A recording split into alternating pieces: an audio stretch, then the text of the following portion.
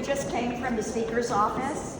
Our incredible Congress member, Gwen Moore, forced her way in there, and then I got to go in right behind her, and she was already confronting Speaker Johnson about Treasury Secretary Bessent and the stealing of Americans' private information, tax information that should never be stolen and given to this billionaire Elon Musk. And so, yeah. I think we were trying to make the point that if we were at the airport, the people who are selling pretzels and cookies would have to have an FBI clearance in order to be able to go beyond the gate area. This is unprecedented. It is illegal. We also brought up the point of how so many Republicans last session before last, were having a fit when they thought that Donald Trump's tax information had been leaked. None of us leaked it, but somehow someone got a hold of his former President Trump, then former President Trump's tax information, and we thought, as Democrats and Republicans, that was criminal activity, and now we have a young man who has walked into the Treasury Department, stuck in thumb drives that can be used on remote laptop computers, and we don't know why they've accessed this information, what information that they have, including sensitive military spending and activities. We don't know. And what was most disturbing to me is that the Speaker has no idea what they've been doing.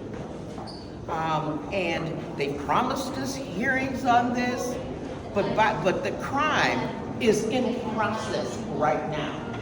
So remember, there is a law that says that nobody other than Treasury officials can get the private tax information of Americans in this country.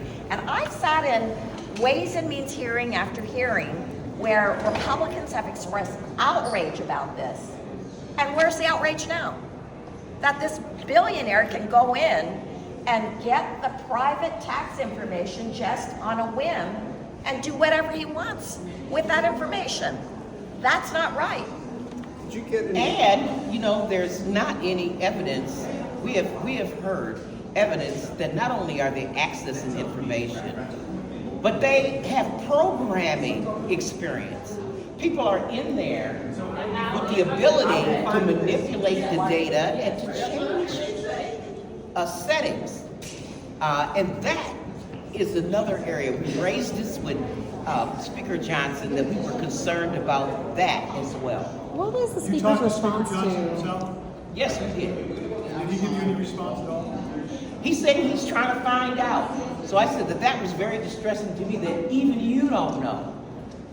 And you're the Speaker of the House, and you have no idea what has happened. He actually said he has the same questions himself, and that this was his first meeting with the Treasury Secretary.